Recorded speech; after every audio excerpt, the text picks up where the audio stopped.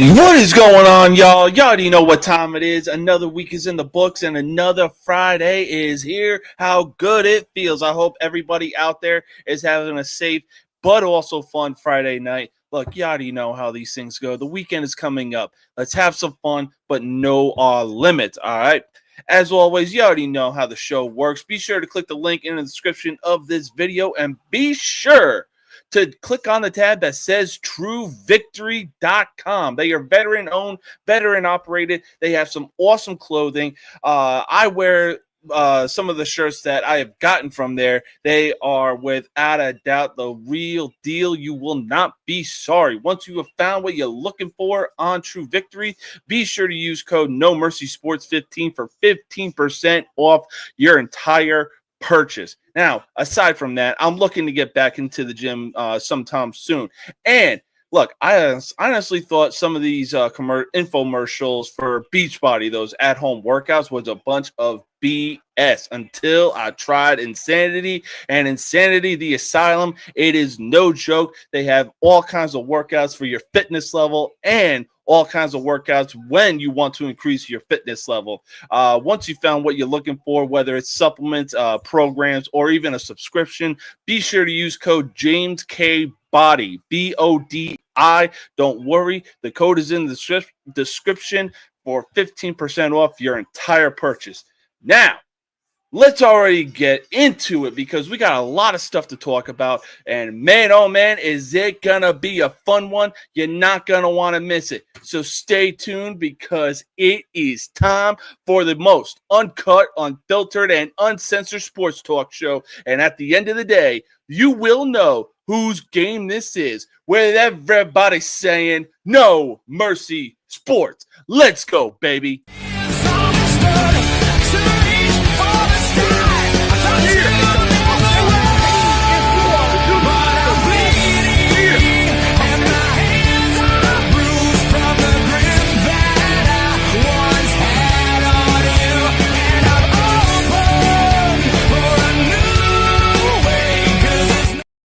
Let me talk to you, baby. Why? Because, ladies and gentlemen, we are live, baby. And man, oh man, how good it feels to be back in the saddle again. Another week is here and another week is in the books. Now, as I said, obviously it's Friday night. Be sure to have fun, stay safe, but also know your goddamn limits, okay?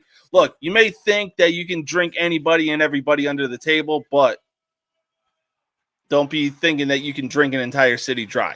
So, anyways, let's already get into it. Look, there's a lot of amazing playoff atmospheres, but none compared to October baseball. Look, I said what I said because October baseball is some of the best playoff atmosphere in sports. Whether you compare it to the Stanley Cup playoffs, the NBA playoffs, the NFL playoffs, hell, even the college football playoffs, you could make a comparison to March Madness, but look, I will say this, I'd probably take March Madness over October baseball. That's just my opinion, though, but look, I know what I said about October baseball. None compared to October baseball, baby, and right now, two teams are battling to get to the World Series and potentially win their first World Series, being the Milwaukee Brewers and the Seattle Mariners. Right now, it's not looking good for the Milwaukee Brewers as they are down 3-0 to the reigning, defending, undisputed champion, LA Dodgers. And now we have another team who is battling and trying to get back to the World Series and possibly win their first World Series for the first time since 1993, that team being the Toronto Blue Jays. Now, the only team that stands in the way of all these teams reaching the pinnacle of baseball and either seeing their first World Series championship or their third World Series championship or not seeing a championship at all are the reigning, defending, undisputed World Series champion LA Dodgers. Now, outside of the Dodgers, which team honestly has the best chance at winning the World Series? Well, I'll tell you one thing right now. It ain't the Milwaukee Brewers. You're down 3-0 to the defending champs. And look, I applaud you for actually getting all the way to the NLCS. I applaud you. Y'all did a hell of a job. I mean, look, you had a rough division or series. You had a rough series against, not you. Sorry, I got an iPhone and the voice function went off. Look, the Brewers had a tough series against the Chicago Cubs with that series going 5 games. Now they find themselves down 3-0 in LA.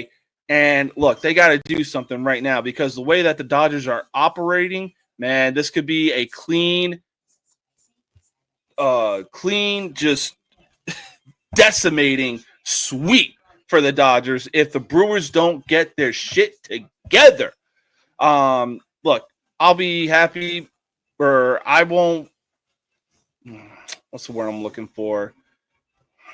I won't judge who even gets to the World Series, whether the Brewers can actually prolong this series or even prolong the inevitable, or if the Dodgers get back to the World Series. Because, hey, obviously you got to pay over $1 billion just to go to back-to-back World Series and finally get over the 162-game hump that you had so much trouble with in past years. Look, if you don't believe me, go back to, I want to say, about 2007, maybe 2010. So yeah. But look, let's switch to the American League side of things. We got the Seattle Mariners, whose main attraction, Cal Raleigh, has been having one of the most insane seasons for a catcher. He led the league in home runs. He helped the Mariners win their first NL West title for the first time since 2001. He's arguably the AL MVP, and I know I said what I said about comparing him and Judge getting AL MVP because Judge was just almost across the offensive board, destroying Raleigh. You know, the last I saw, Judge had a .330 batting average, and Raleigh had just under about 250. Judge was definitely up there with home runs, I think somewhere in the mid-50s, and Raleigh was just running away with home runs. But the one thing I really took in for Judge versus Raleigh for AL MVP is the fact that when pitchers saw Judge come up to the plate, that about 7-8 times out of 10, they were more than likely intentional walking him because they didn't want to take a chance on a big guy like that in crucial moments of the games. When Raleigh came up to the plate in probably, crucial moments, they still batted to this dude. You would seriously think somebody leading the league in home runs, you would intentionally walk. Doesn't matter if it was an intentional walk-off. Look, all that mattered was you're not pitching this dude because he's leading the league. But I digress. I give full props to Cal Raleigh. The Mariners are 2 wins away from advancing to probably their first World Series ever. And look, if Raleigh gets the AL MVP, then hey, good for him. We'll see what happens and go from there. But on the other hand, the Blue Jays look like a crazy team right now. They got all the right pieces. They got Alejandro Kirk. They got some legacy on that team, being Bo Bichette. Who else? They got Bo Bichette. There was somebody else on that team that was a legacy. I know that for a fact. I just can't remember his name. Oh my God. Anyways, look. The Blue Jays, they got a great team right now, and I believe the series is currently tied at 2 apiece. And right now, let me double check something so I don't get it wrong. Right now, the Blue Jays are currently leading the Mariners 2-1 in the top of the 8th right now. Man, it's absolutely crazy, and it could be anybody's ball game. But look, we got some more baseball to talk about. Why? Because we got somebody backstage right now. He is the host with the most villainous college sports talk show you will find on social media. I'm a bad guy, the one you love to hate. Andrew Anderson, spitting truth that just can't wait. Got a podcast like a punch right to your face. College sports villain, taking it over the place. I bring the facts whether you like it or not. Dropping truth bombs, giving it all I got. They call me a villain. Well, I wear that badge with pride. Nothing but secrets they try to hide. Hard rock in my veins, rebellious to the core. I won't back down, won't take it anymore. The bad guy of the podcast world, that's me. Unleashing the truth, setting it all free.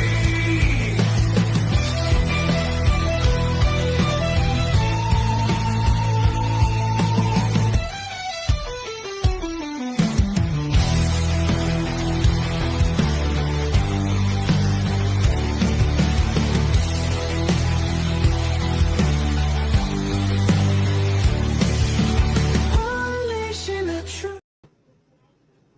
What is going on, my man? How you doing? Good. Just got home a little while ago, not too long ago from the beach. Drove out this afternoon. We're home now, and everybody's fed and all that good stuff. So I figured it's a good time to talk some sports. Hell yeah, dude. How was the drive back? The wife drove the whole way because she's amazing. I got to just kind of sit there, play on social media, and mess with you guys in the group chats. I got a bunch of posts off today. I normally wouldn't get that time to do that, so that was pretty fun. Hell yeah. Well, look, we got one more dude backstage, and here he is. We're creatures of habit. We can't live without it. We don't have to answer to anyone. We're chasing the rabbit like creatures of habit, and no one else knows where we're coming from. And nothing. Terry, what is going on, my man? What's going on? Oh, I'm laughing at Brandon right now in the group chat. I'm sorry. oh yeah, no, he's definitely. I've been seeing what's going on. I'm just like, dude, you love stirring the pot. You love putting that fucking habanero hot sauce in there and stirring things up. Look, sometimes I just want to know people's real reaction, and the quickest way to get their real reaction is to get them emotional. Oh Those yeah, are no, for sure.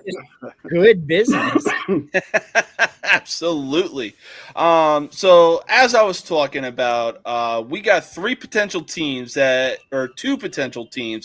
could be seeing their first World Series in franchise history, and one other team that could be seeing their first World Series since 1993.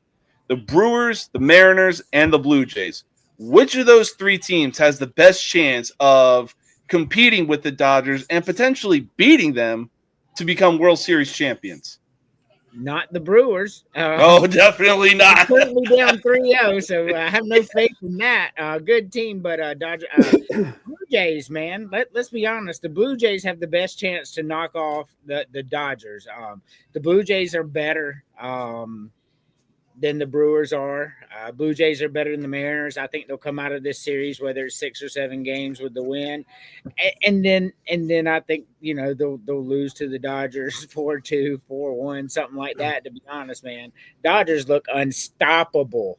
Yeah, they really do. Honestly, I was putting some of my money in the bucket of the Seattle Mariners, mostly because of what Cal Raleigh has been doing for that team. And man, like, plus, they already have their franchise. They probably found their second franchise guy being Raleigh, with their first franchise guy being Julio Rodriguez. Yeah, for sure. It's impossible. He's going to sign with the Diamondbacks next year anyway. Yeah, that's true. Cal Raleigh. Yeah, they do need a catcher. So, For sure. I mean, we'll see how that goes. It should be a good series. ALCS is definitely going to go 7 games, and it looks like the Dodgers are going to be like, hey, Milwaukee, here's your ticket to the L train. I mean, look at tonight's game. It's right now in the bottom of the 8th, and it's 2-1 Blue Jays. Like, Yeah. That's how big this series is. The series is tied to 2-2. Yep. And in the 8th inning, it's a 1-run, low-scoring game. Like this could be a good series for sure. Even both teams had like decimating scores of like, I honestly, what was it? I think it was the Mariners won a game. It was like 13-4. I'm like, yo, Seattle could go on a run and do a gentleman's sweep of the Blue Jays. Then the Blue Jays were like, yeah, you thought we're going to win a game 10-3. God, Mad Max showing his flashes of his old self again. Yeah, Oh, yeah. no kidding. Yeah, like you notice that anytime that there's postseason, his nose seems to be around it. The guy has a great agent, whoever he is, because he'll go to a team like the Mets, supposed to be really good. 30 games in, realize that this shit ain't working.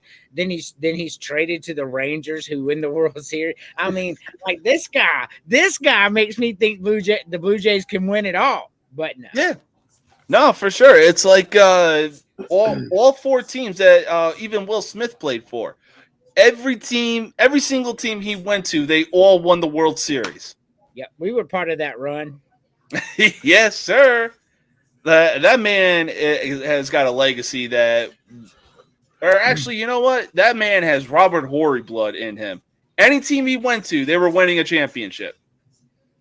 Yeah, for sure.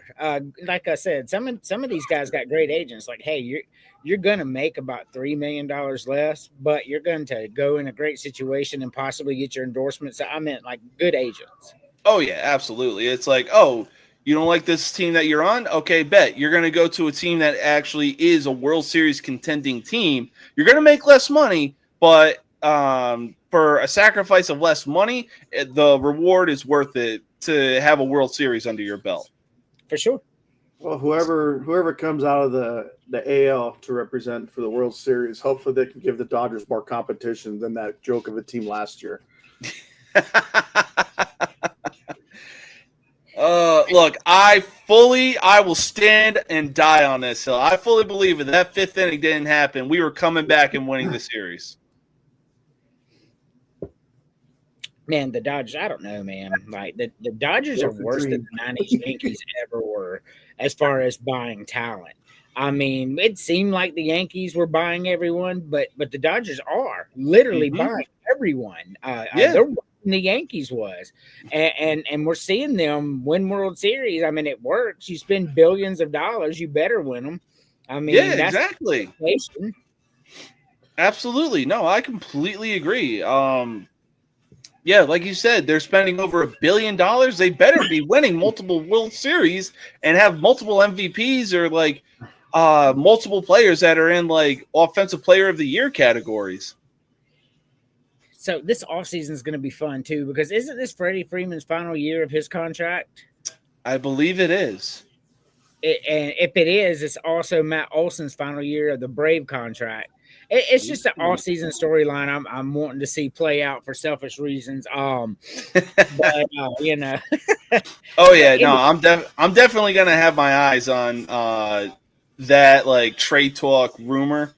Speaking of trade talk rumors, certain somebody was like, "Man, I can't wait to see this guy talk about Derrick Henry because word on the street is, he's looking to go on the trade block." Well, look, mister, I blame everything on Cam Ward, including Brian Callahan getting fired. If you really want to believe a word on the street ass rumor, then go right ahead. But until Adam Schefter posts something, I ain't talking about shit.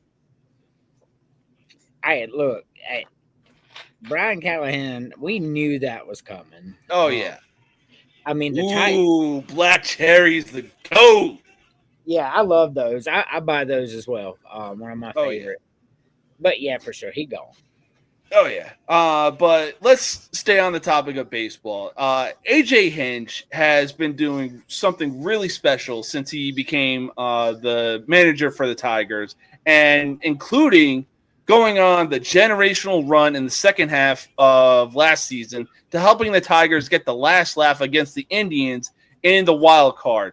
After the Indians came back and won the AL Central. Now, they may have lost the ALDS to the Mariners, but moving forward, should AJ Hinch remain the manager for the Tigers? Yes, man, that's crazy talk. Look, sometimes shit happens, man, and you still went to the playoffs. You were a game away from winning the division. And an immediate rematch, you got to play the team that took it from you in the very end and put them out. Yep. Right? So you made things right with the city right there. You know what I mean? So you made things right there, and then you went and you lost. Okay, well, you still went, deep into the American League playoffs, and I don't see how you get rid of him, man. Do you remember what the Tigers were like 5-6 years ago? No, I can't imagine they would let him go. No. Oh, yeah. No, I really think that they hang on to him. They sign him to like a long-term deal because they have some serious talent. They just need to build their farm system, look at some key guys that can help deliver with their pitching system.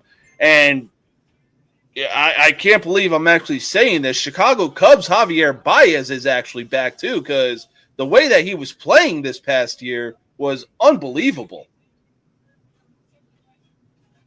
It was. There's just been a lot of good baseball this year.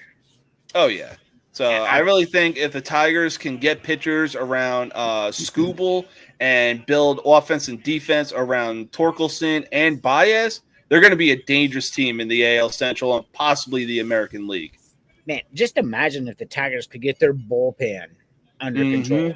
That's what blew that lead for them, that giant 14-game lead. It wasn't the starting pitchers. It wasn't the offense. I mean, their bullpen was abysmal. I mean, allowing 8 runs per 9 innings as a bullpen is awful, bro, because you're just in there for an inning. And so I think that's what they need to address the most. And it goes right back to what you say. Their farm system has to be there for them for that. So that's exactly – I mean, I agree with you 100% on that. You have to build that up. Like, it's hard to have a good middle relief, but you have to do it. Yeah. No, you got to have guys willingly to go in there confidently and being able to get out of the inning, not, blowing it, letting the other team get key hits, play small ball, get the lead and hold the lead. Like, they really got to find something to make their bullpen top notch and be able to not blow a 15-game lead in the American League Central.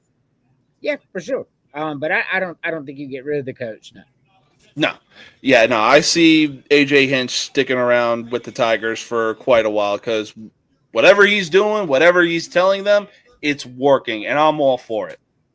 I mean, if the Diamondbacks just signed Torey Lovello to an extension after missing the playoffs back-to-back years after the World Series, there should be no reason why Detroit gets rid of this guy.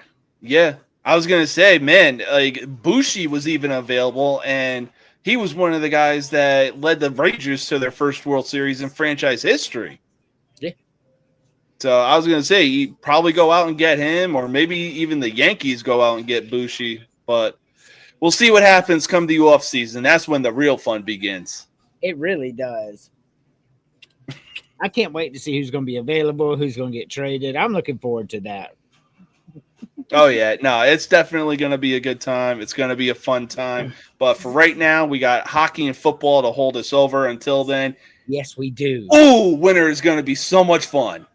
Look, man, college basketball is coming up too. I have a love and a passion for college basketball. I'm going to be honest with you. The 3 sports I love the most, college football, Major League Baseball, and college basketball, those are my 3 favorite ones. Yeah. I just, bar none, they're my 3 favorite. And then, because then you got baseball into college football into college basketball, and, it's just a love affair. South Carolina is picked last in the SEC, so it sucks for our men's team.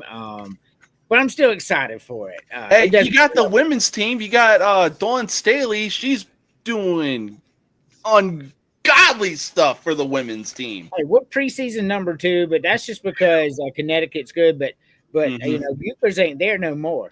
And, yeah. And we got a fully loaded team. South Carolina's winning the national championship in women's basketball this year, and I want all the smoke. Oh, yeah. Hey, I will say this. Don't be sleeping on UConn, and don't be sleeping on possibly the greatest of all time, Gino Auriemma. Yeah, he has a lot of natties, that's for sure. So we'll see what happens, but, I cannot wait. For right now, let's move on to some WWE talk, because I'll tell you one thing. I'm not ready for John Cena to hang it up for good when this year comes to an end. And on top of that, what a ride it's been being able to see him and witness what he's done in the last 20 plus years of being at the WWE, from being one of the arguably the ultimate baby faces as WWE when he became WWE champion to pulling off arguably the most shocking heel turn in probably the last 20 years. When it's all said and done, did John Cena cement himself as the greatest of all time for WWE? I've been around a long time, right? And people older than me are going to talk about Bruno Sammartino. I mean, it is what it is, right? Yeah. But what Hulk Hogan done for them, what Stone Cold did for wrestling, even to a lesser extent, what The Rock did for wrestling, what Ric Flair did for wrestling, what The Undertaker did for wrestling, what Shawn Michaels did for wrestling, what Heartbreak Kid did for Bret Hart did for wrestling. I mean, damn, Shawn Michaels and Heartbreak Kid. right. That's a double whammy. But Let's just say Marty Jannetty. does John Cena's career, if you take away championships from all of them, and you just put a career out, I know championships matter. They were all world champions. What I'm saying, John Cena has obviously 17. Yeah. Was that the most impressive run in WWE/WWF history? I can't say that it was.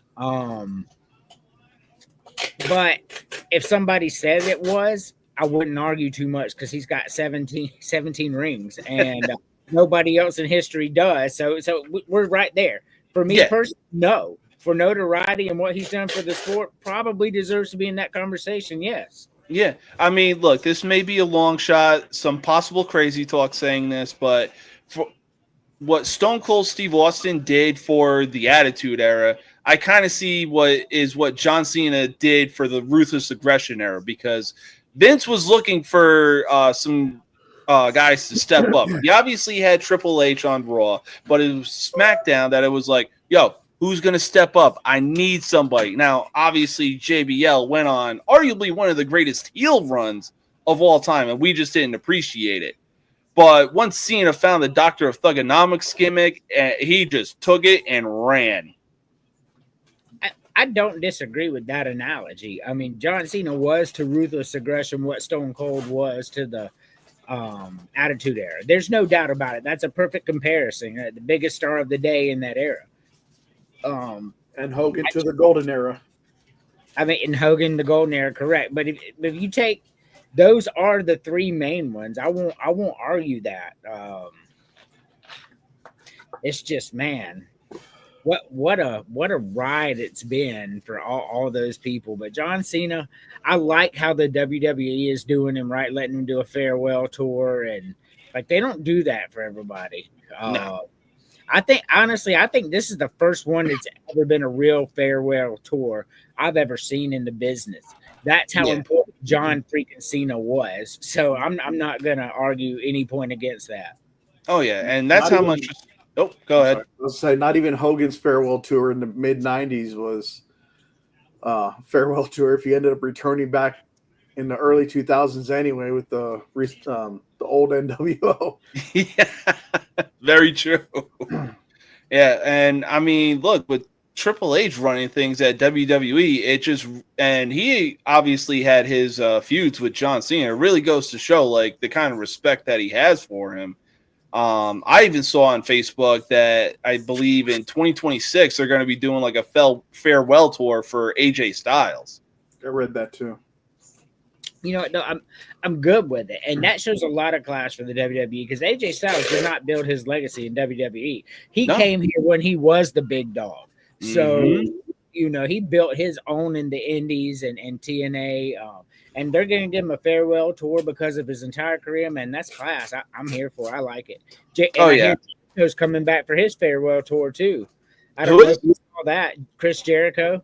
Really? Yeah, it's popping. Chris Jericho, he's been posting stuff about his WWE time, and his AEW contract runs out like soon. And I don't know, man, a Jericho farewell tour, AJ Styles.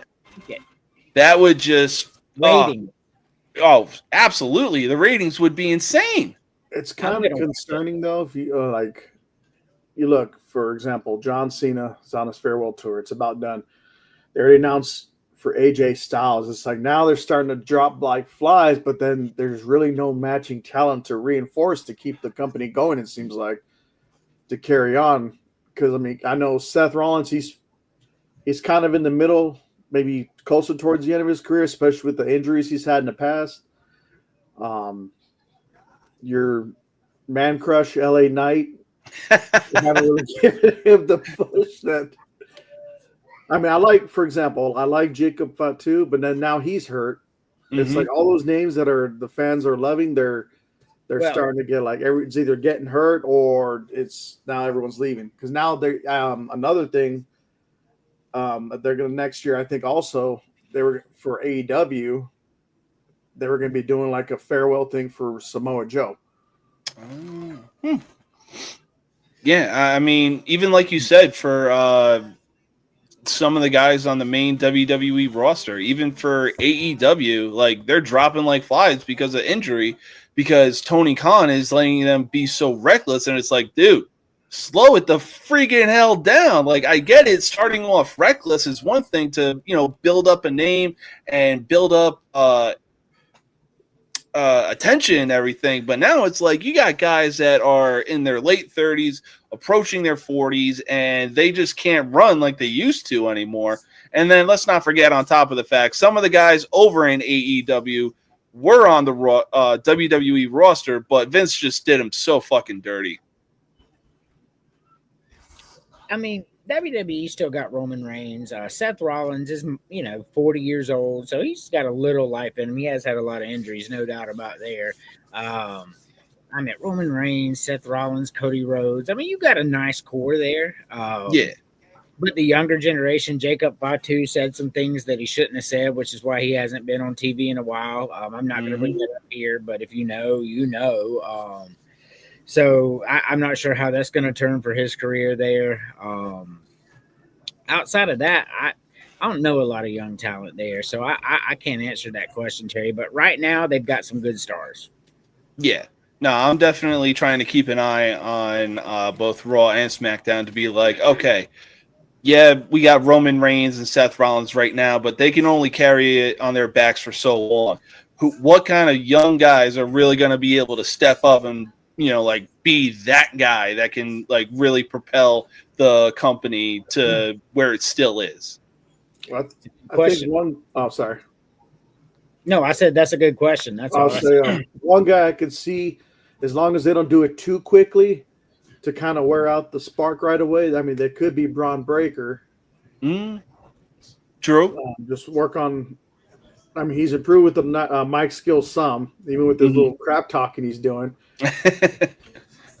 I mean, I think if he keeps kind of being able to include the Steiner math that Scott did back in WCW, still be able to provide some comedy to that, but also get serious when it's time to get serious. I think, yeah, he could definitely be the main guy for quite a while. Or like when he did the barking neat to Jey Uso, he's like, woo, woo. Bro, that took me out. I was laughing so hard. I did not see that. So, yeah, it was pretty funny. A post-match thing. So he got him outside the ring. He gave him a spear, and then he kind of kneeled down, looked over Jay, does the little yeet thing real quick. He's like, little Steiner bark. Look. Oh, man, yeah. I don't know. I know who Braun Breaker is, but I don't watch it enough. Jericho comes back, I'll check it out. Oh, yeah, no, for sure. You got to see his football highlights still, too. Those were pretty fun to watch. He was basically a speedy power back. Dude, I saw his numbers at the combine. I was like, ain't no fucking way you put up numbers like that, man. I mean, I believe it, but ain't no fucking way. I mean, I'm not putting up numbers like that, so that's incredible to me. So, yeah. All right, Terry, this one is straight for you because I will be honest, when I really saw UCLA schedule, I really had them going winless, especially after losing to Northwestern. It seemed like all hope was lost for the UCLA Bruins. Then something insane happened as a fire somehow got lit inside them, and Penn State would come to visit and bounce back after their walk-off loss to Oregon. Unfortunately for Penn State, that game wouldn't go as expected as UCLA came out of the gate guns blazing. They would finish the first half up 27-7, but they wouldn't take their foot off the gas pedal anytime soon, coming away with the victory 42-37, and then getting a big convincing win over Michigan State. Can UCLA keep this momentum going and go on a run after beating Penn State and Michigan State?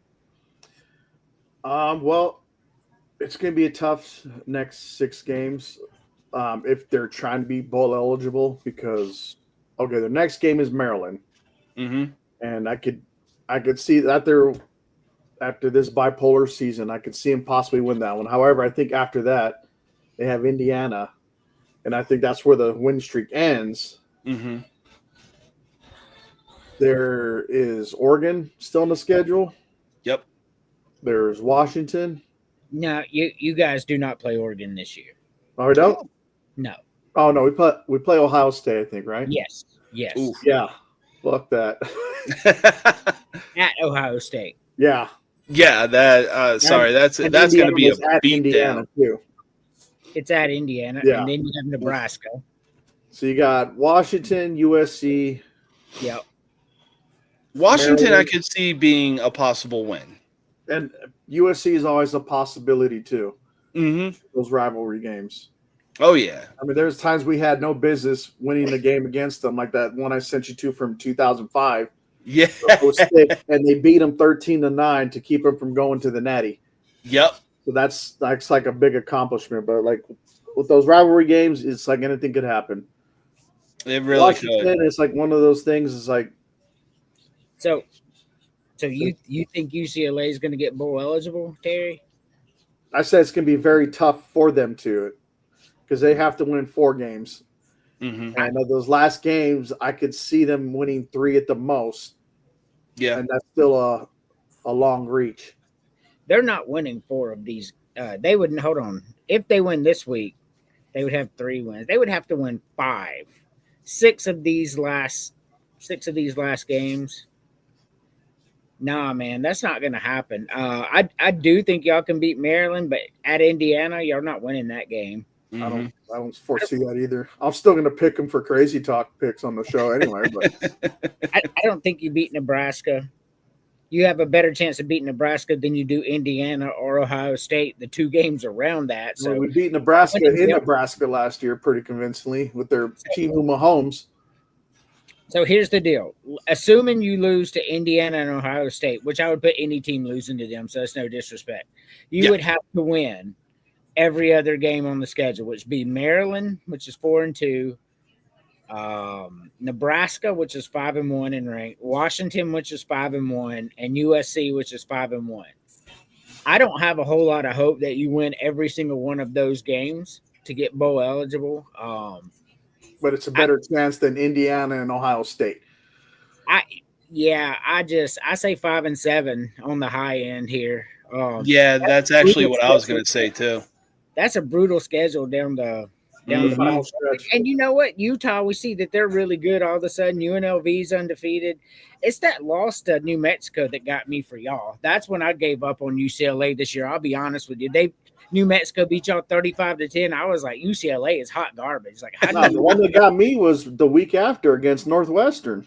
Yeah, that was the one that got me because I'm like, to Northwestern of all teams? Northwestern beat Penn State. So once again, we're looking at a loss that ends up not being that bad. Like, you think you're losing these teams, but hell, UCLA's played a pretty damn good schedule. Yeah, no, for sure. Like, look, I didn't expect Northwestern to even beat Penn State, but at the same time, let's say for shits and giggles, Northwestern is mostly known for college basketball. They probably have a mediocre record, I'd say, but at the same time, they've never really been known for football. And to see them just go out there, put belt to ass on UCLA, and then turn around and just beat Penn State, it's like, what the fuck? Well, you got to remember, Northwestern was a few years removed from a conference championship. That's true. Wait. What's good, Dominic? What's up, Don? But hold up. Northwestern went through a whole scandal where they had to fire the coach they love more than life and start back from scratch and went winless last year. No, this is a miraculous turnaround for Northwestern. You're not giving it enough love from the trash that was left from them from Fitzgerald to where they are now. Northwestern's the story there. I mean, they beat Penn State, right? They beat UCLA. I mean, this is a good season for them. Like, this is something that, they're going to remember in that program. I would. In that 5,000 seat stadium. That 5,000 seat stadium. I saw that. I'm like, wait, that doesn't look like the stadium on the video game. No? So that's when I researched it. I'm like, okay, they're getting a whole new stadium or renovated or something. But Oh yeah, but oh shit! Breaking news: the Mariners just took a 3-2 game series lead over the Blue Jays with a 6-2 win. Very nice. The problem. I mean, I'm rooting for the Mariners. Fuck the Blue Jays for the '93 World Series. But the problem is the Mariners don't line up very well against the Dodgers at all. That's going to be a 4-0 sweep if the Mariners win this. But still, fun baseball, and it's always funny when Toronto loses to me. I want to love Canadian teams, but that '93 World Series, it just got to me, bro. I can't. Oh yeah. Go Mariners! Yeah. No, same here. I mean, the same thing can even be said for hockey. Like, I want to like Canadian teams, especially like the Calgary Flames and the Ottawa Senators and everything. The Flames mostly because Matthew Tkachuk's brother Brady is on that team, or no, he's on the Senators. And then you got the Toronto Maple Leafs, the Montreal Canadiens, and even the Oilers. Like, yeah, we're the top Canadian teams. Like, no, the fuck you're not. You haven't seen a Stanley Cup in 30 plus years. For sure. Fuck the Oilers, fuck the Canadians, and fuck the Canucks. I don't hate the Oilers or the Canadians. I do. Yeah, I don't. I do. Yeah, that's true. Connor McDavid. If I had to pick one Canadian team I don't like besides the Blue Jays, would definitely be the Maple Leafs. Like, I just don't like them. Like, I hope they lose every game, even when they're playing the Rangers. So yeah, Austin Matthews, you got to get the hell up out of there, dude. I have a soft spot for the Maple Leafs because way back then, my grandfather actually had a tryout for them.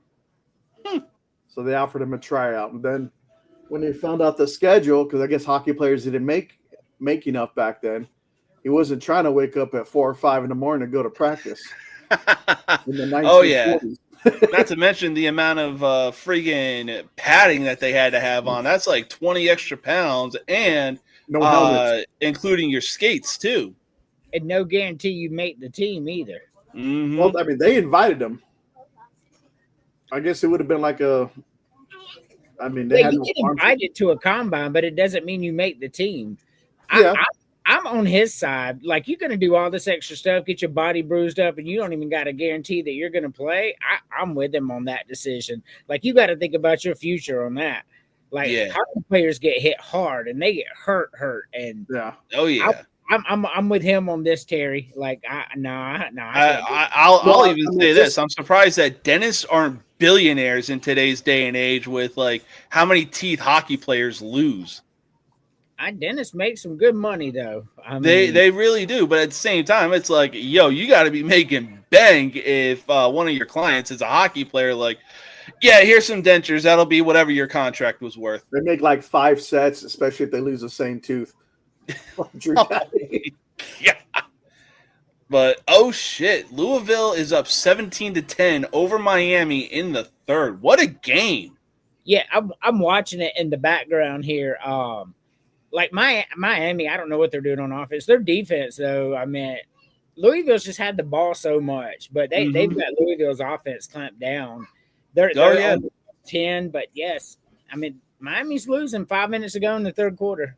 Oh yeah, well, I mean, there's still plenty of time left for Miami to possibly go on a little run, but their offense has to get something going. Otherwise, they're finding themselves outside of the top 5 if they lose this game. Hurt or what? No, I mean, well, they got a wide receiver that's injured, but no, No, man. It's just been not a great game for Miami's offense. And it's Yeah. in Miami too, right? It is. Yeah, it's in Miami. So, but all right, we're going to take our first commercial break. We'll be right back in just a minute. Until then.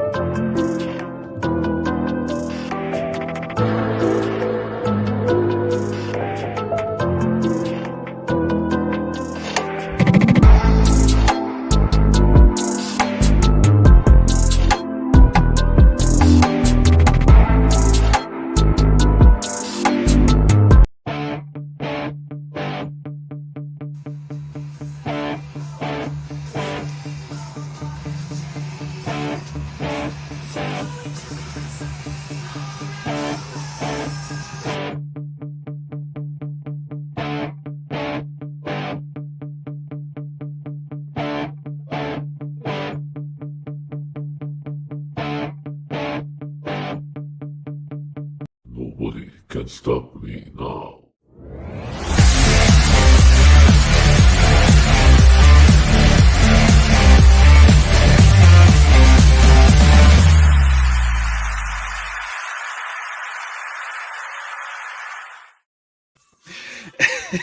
Bro, this fucking group chat. I'm dying, man. I'm dying. I'm just like Andrew. popcorn. Where's the popcorn? Where's the popcorn? I can't help it, man. That was funny. Read my message. I did, man. Oh. I may snatch it, but I ain't gonna go anywhere. I run a 30-second 40. We were saying that Terry just does the old snatch and go. That's how he got so many hats. Oh my Terry's like, do I god. look like a dude that can run? Oh god. All right, but let's stay on the topic of college football right now, and talk about Alabama, because they had a pretty rough start at the beginning of their season, taking a loss to Florida State.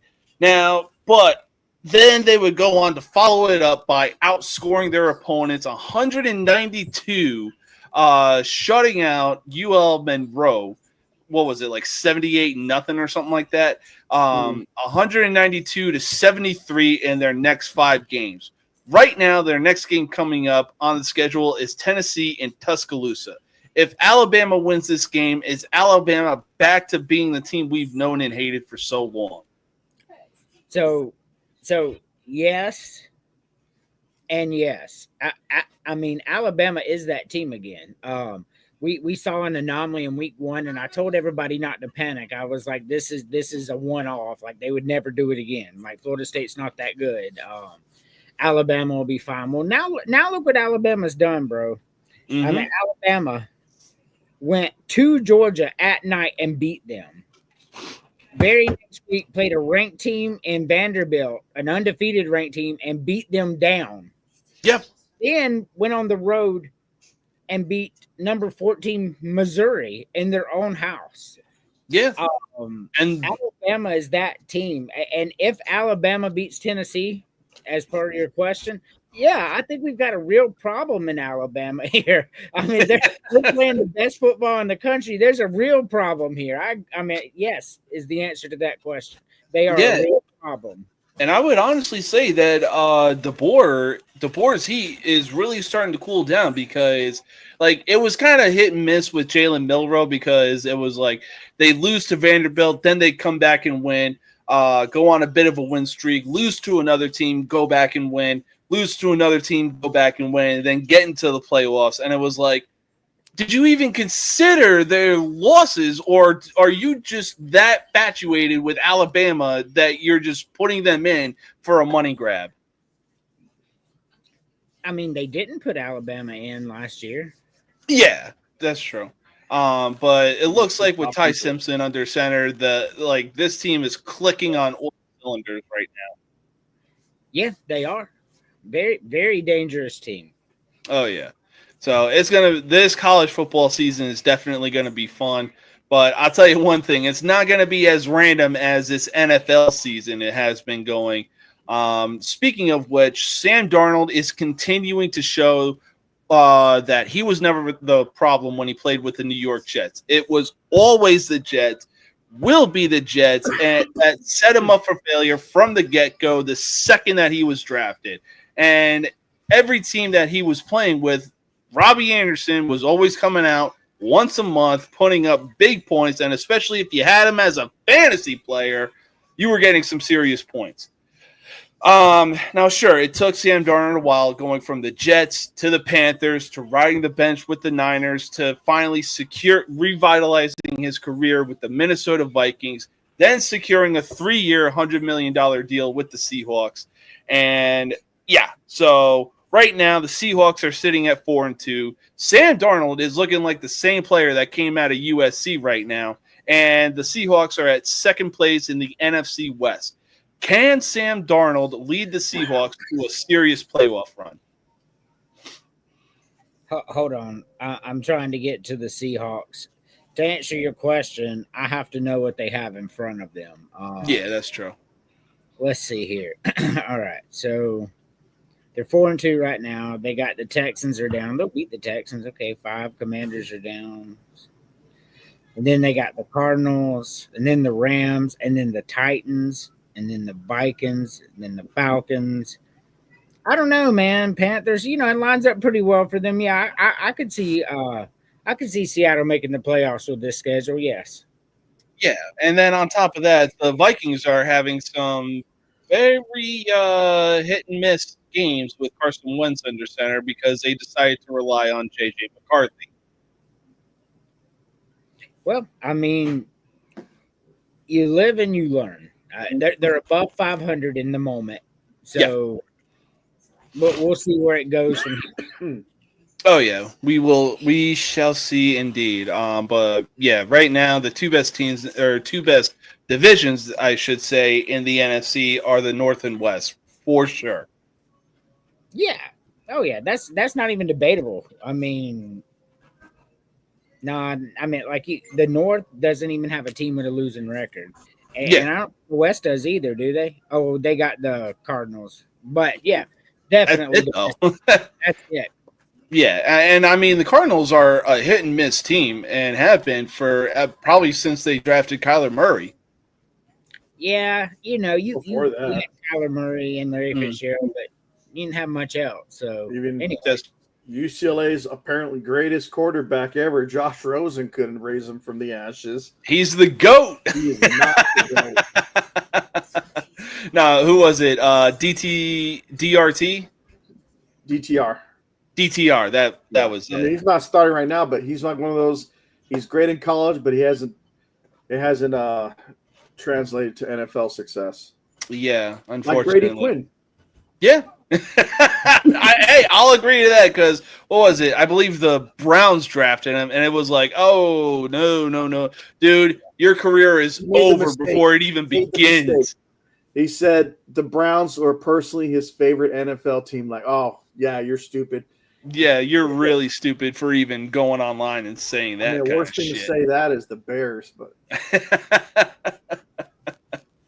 but they held him to a field goal.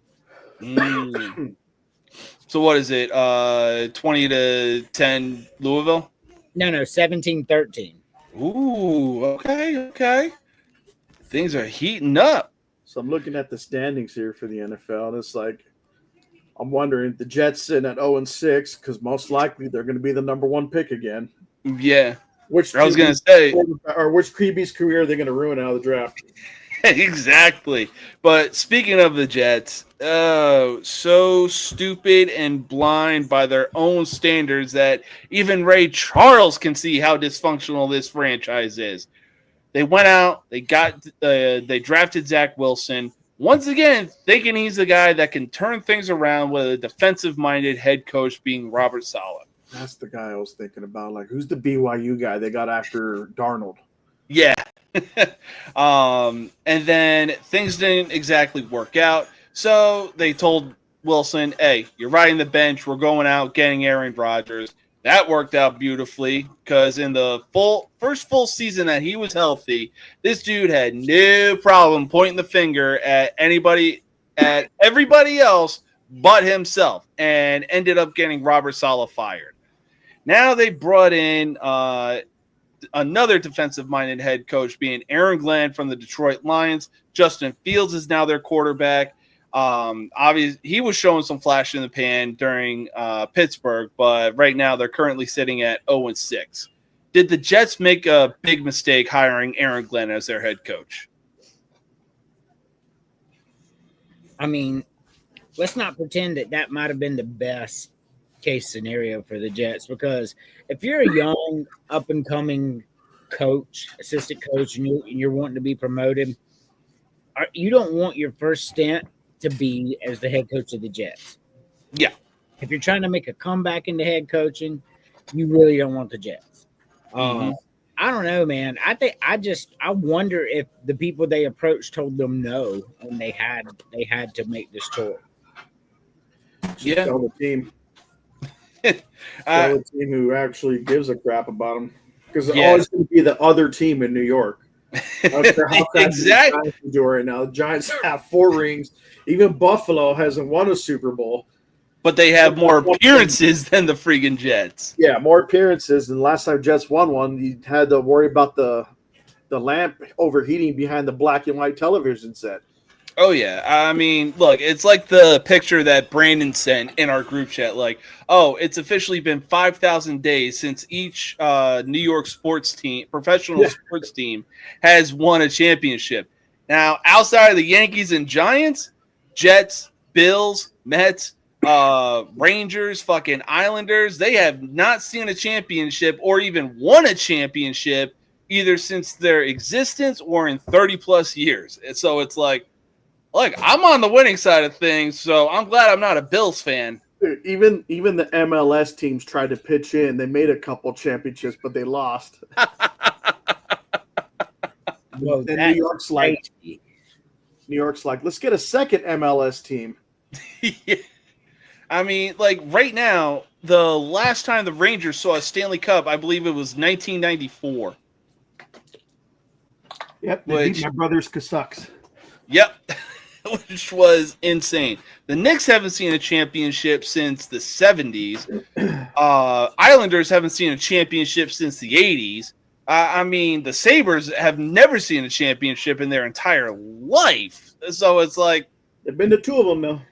Yeah, that's true. But at the same time, it's like, yo, Yankees and Giants are somewhat doing their thing. Everybody else got to step their shit up, because the last time the Jets actually did something was 15 years ago with Mark Sanchez as their quarterback. Yeah. Oh, Mark Sanchez. Woo. Yeah, that's how long it's been for the Jets. But I'll tell you one thing. From one feel-good story being Sam Darnold to another feel-good story being Baker Mayfield. Now, this dude went from being the first overall pick and leading the Browns to their first win in almost 30, or first playoff win in almost 30 years. And I'll be honest, I really didn't like him on the Browns because I didn't think he suited the Browns, you know? Like, he had something else, but it wasn't Cleveland mentality. So the Browns would end up doing him dirtier than a Diddy party, to then him getting cut by the Panthers, then all of a sudden having a career-saving, game-winning drive with the Rams, then finally signing a deal with the Bucks. And now he is possibly a front runner for NFL MVP. Can Baker Mayfield lead the Bucks to a serious playoff run and possibly win the MVP as well? Yes. That's crazy talk. That's not crazy talk. Look what he's doing without Godwin, Mike Evans, Egbuka, Bucky Irving. Tez Johnson is his best target right now. Look, if there was ever a year that he would have a shot, Joe Burrow injured, Lamar Jackson injured, Josh Allen playing through an injury, this would be the year for him to do it for MVP. So I would just have to wait and see how this plays out. There's a lot of good football out there right now. As far as a serious playoff run, you mean like Super Bowl potential? No, I don't have a lot of faith that Tampa Bay is a Super Bowl team. They're going to the playoffs. That's a fact. So they're a playoff team. But do I think they're one of the 4 or 5 best teams in football? It's so hard to tell this year because even the Eagles have 2 losses. I mean, this year's like people are losing, and this is the most fun I've seen the NFL be in a long time because the Chiefs are 6-0 and the Eagles are 6-0. They're not. The Chiefs are what, 3-3? Yeah, and I don't know, man. A lot of fun this year. I can't tell you if they are or not because we just don't know right now who these teams are. Yeah, I know. And there's a lot of teams out there that like really aren't getting the recognition that they deserve. And I'm not tuning into First Take anytime soon because it's the same old bullshit, the same dead horse. They're constantly talking about the Kansas City Chiefs. They're going to, even if the Giants or Jets get brought up, it's something negative about them. They don't know how to talk about baseball. They don't know how to talk about hockey. And all they do is just talk football and basketball. That's it. Yep. And it's like, guys, we're in the offseason of basketball right now. Learn a new sport, for Christ's sake. Yeah, Imagine Chris Collinsworth in announcing basketball. Oh, my God. Here we have a guy who can shoot a 3 from half court 3 times a game. That honestly wouldn't surprise me. No. Worst announcing team would be, if you have a trio, it'll be Chris Collinsworth, Joe Buck, and Booger McFarland. Oh, God. Well, Joe Buck has kind of been growing on me the last few years. Oh, crap, here I am. Joe Buck has actually kind of been growing on me the last 10 years or so because he's actually been putting more passion and emotions into his commentating. I honestly would take him out and replace him with Troy Aikman. Because that dude is just horrendous. Always looks stoned anyway. Exactly. Well, bro, I saw a meme. It was a picture of Jay-Z and a picture of Troy Aikman in the booth. I'm like, oh my God. It's like literal night and day. What about, I mean, this might have been before you were born, James, but what about when Monday Night Football had Dennis Miller? Oh, yeah, that might have been before my time. Yeah, that was before his time. Dennis Miller, man, he was big in the late 80s, bro. Like, you may not even know who he was, but from like 86 to like 93, there wasn't a bigger star. There really wasn't. He was in every commercial. He had his own HBO special called Dennis Miller Live, and its ratings were through the roof. And yeah, and then all of a sudden they said, "Hey, this guy would be good announcing football." Nah, it didn't work out so well for him. Oh yeah. Oh, God. I mean, yeah, this football season has been one of the most random, but also one of the most fun because, I mean, you look at all the AFC teams that are leading their division right now, you would literally think we're back in 2007. It's crazy right now. Well, I mean, teams that spend money, you tend to see them come back around into the winner's circles. So, very true. Yeah, I mean, the Patriots moved on from what was their former coach from last year, and then brought in Mike Vrabel. I believe they brought back Josh McDaniels for like the 100th time, and now they're in first place of the AFC East. Are you talking about them when they parted ways with Bill Belichick? Is that the coach you're talking about? No, not Bill Belichick. They brought somebody else in. I forgot what. Oh my god. They got rid of him last year. Yeah. I can't remember his name either. It wasn't Mayo, was it? Gerard Mayo. Yep. The linebacker, right? Used to be their linebacker. Yep. Now he's a former linebacker and coach. So yeah. Former players. Oh yeah. But yeah, I will say what Vrabel's doing right now, the Patriots could be a dark horse. Y'all, Miami's fitting to get beat. College football world's about to shake up a little bit. Like, I'm watching this game, man, and it's only 17-13 Louisville, but yeah, marching down the field, man. Yeah, no kidding. I mean, there may only be like it's only the first minute into the fourth quarter, but if Louisville keeps their offense on the field and keeps tiring out Miami's defense, Miami's in big trouble. Oh, yeah, for sure. It's 3rd and 3 right now, and they had to call a timeout. Yeah, get some bananas in those guys, get some electrolytes in those guys, get something in those, get some maybe some booger sugar in those guys. But anyways, we're going to take our final commercial break. When we come back, we're going to make some NCAA or some college football predictions and some NFL predictions. God, I love this shit. Until then, y'all.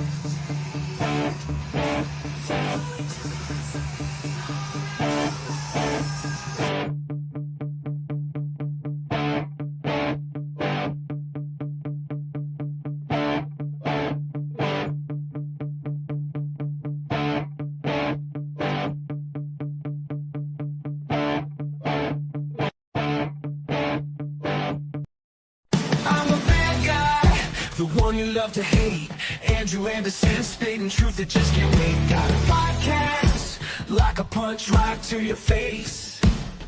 College sports villain, taking it over the place. I bring the facts whether you like it or not.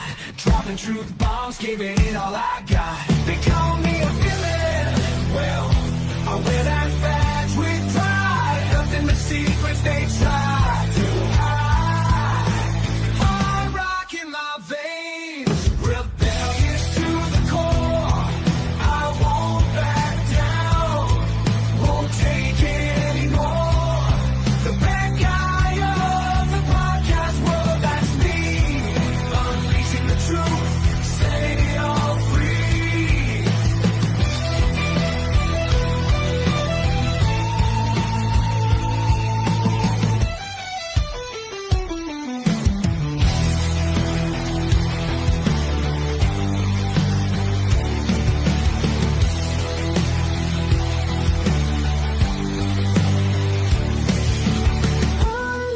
Nobody can stop me now.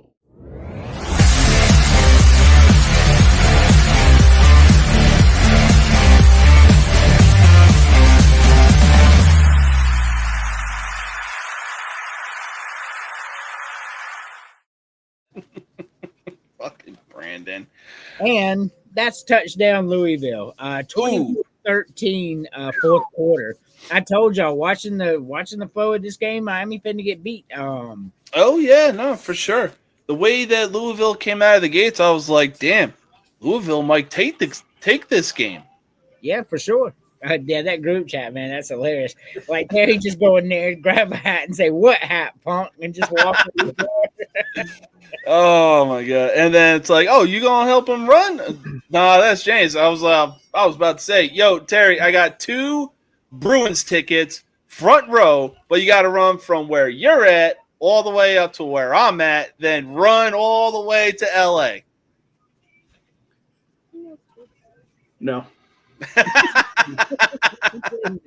I'd rather make the drive to Nebraska. Right? That's fair. That's fair. But all right, let's get these predictions started with the final Friday night game. In about 45 minutes, North Carolina goes into Berkeley to take on the Golden Bears. Who was it? North Carolina versus California. Oh man, jeez. Is there? I mean, California's had a decent season. Bill Belichick. I mean, there were rumors of his demise after 5 weeks of being the program. California's going to win this game. I think they win by 2 scores, man. Like North Carolina's abysmal. Like they're super ass. Give me California. Yeah, I'll take California as well. For so long, the motto for Belichick was "Believe in Bill." Well, dude, college ain't no joke. That is a literal 24/7 job. It ain't the NFL. You're not in the NFL anymore, dude. So, hey, I picked California too. Yeah. There's a third person. Next game up, though, getting things started for Saturday, we got number 10 LSU going into Nashville to take on 17th ranked Vanderbilt.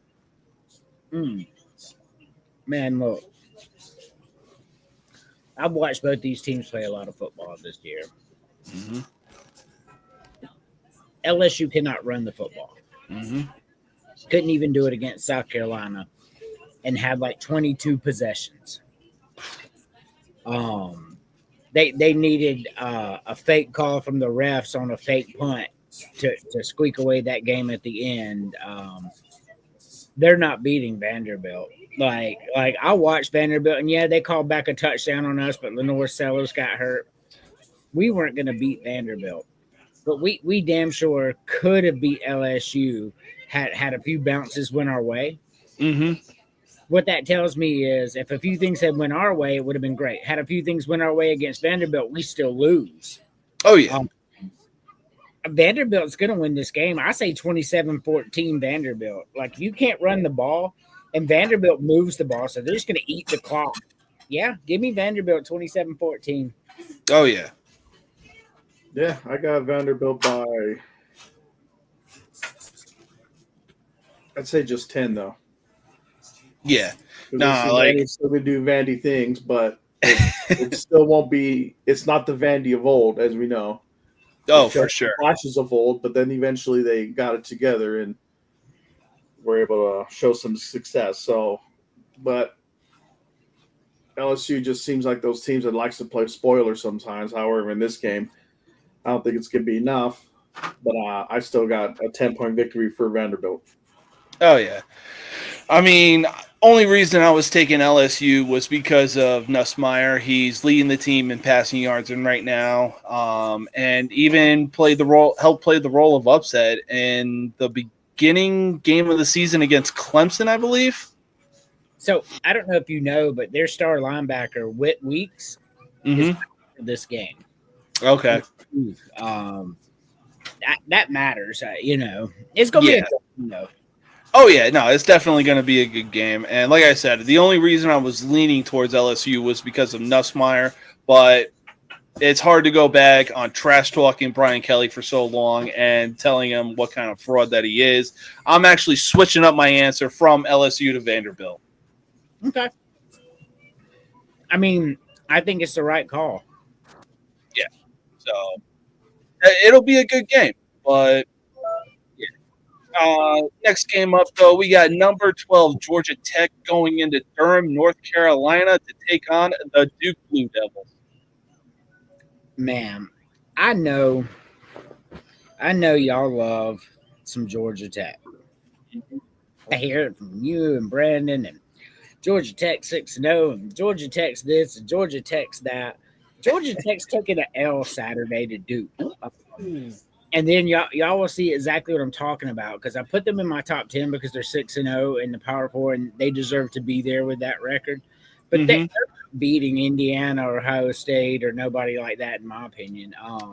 That's true. And honestly, looking at Duke, like, they really look like they're one of the more slept-on 4-2 teams. Give me Duke to win this game, not just cover the spread, whatever it is. Give me Duke to win this game outright in a close one, 24-21 type deal.